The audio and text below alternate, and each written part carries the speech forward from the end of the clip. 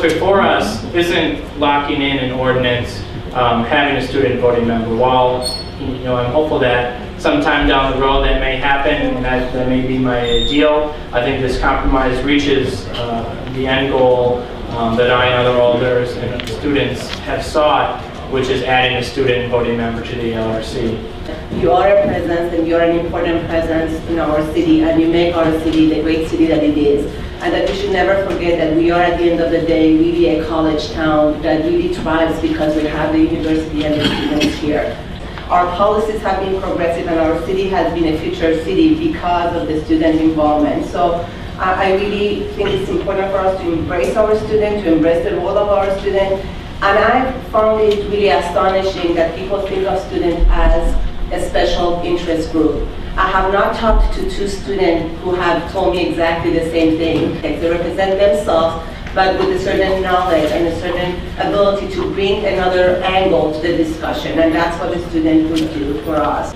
What bothered me about the dialogue, however, is when we take a member of the ALRC, a non-voting member, and his name is Mark Shapiro, who has had an establishment here in this city for decades, who has served people at all ages, of all colors, of all nationalities, and has provided, I believe, a good product by the fact that it's been here for that long.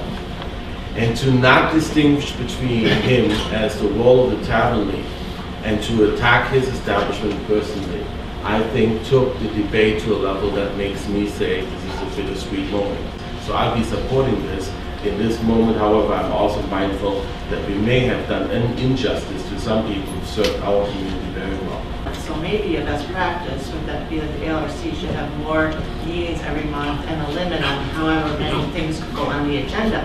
And I was really struck by some of the arguments the mayor made about the slippery slope, because it's not like suddenly all these people will be allowed to be on the ALRC. No, we would have to change the ordinance for any additional changes. So it's not just like suddenly all these people as sectors and are going to be on this committee. That's not true. When I was a photographer for Daily Cardinal, and the ALRC was one of my beats and one of the things that I covered regularly, I will have you know that those meetings were not 7-hour meetings, and that this committee has functioned in the past very efficiently and very effectively. And I think that to argue that adding 2 members will only stifle the discussion and the debate is an ill-placed argument. Yesterday was my birthday, and I made a conscious decision to not go to the nitty-gritty.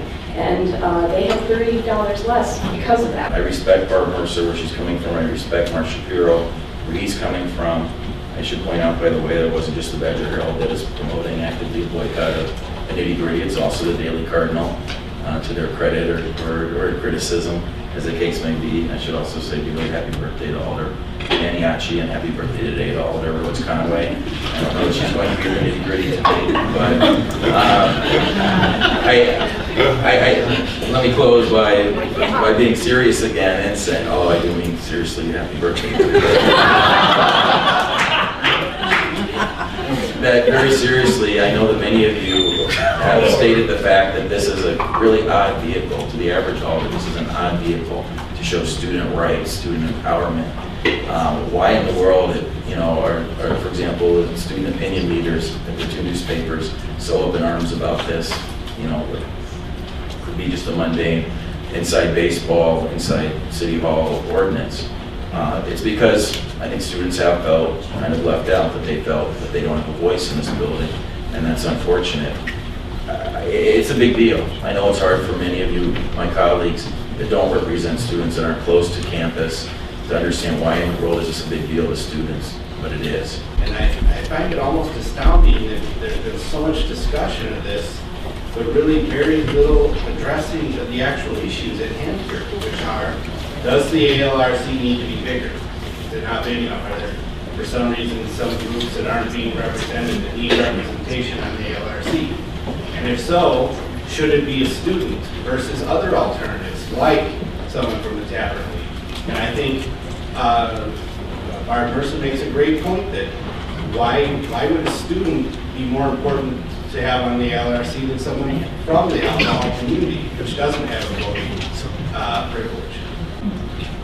Expanding your participation and involvement by adding 2 members ultimately I think will strengthen the ALRC. I think that we should spend less time being concerned about, what and who they're representing. My district is very diverse. It's full of a diversity of people. I have parents in my district who also have students downtown, and all of the above, everything that was said.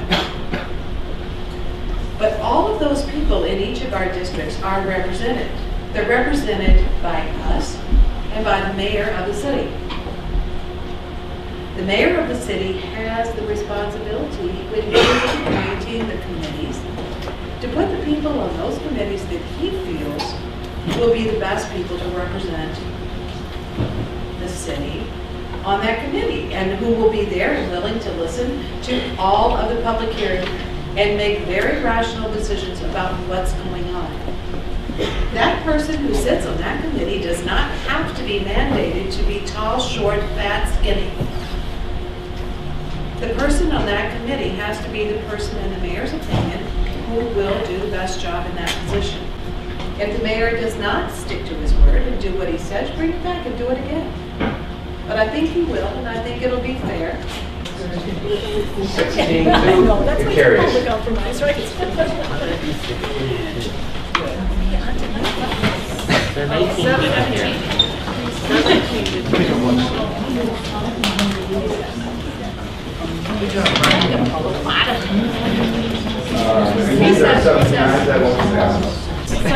Oh my gosh, that was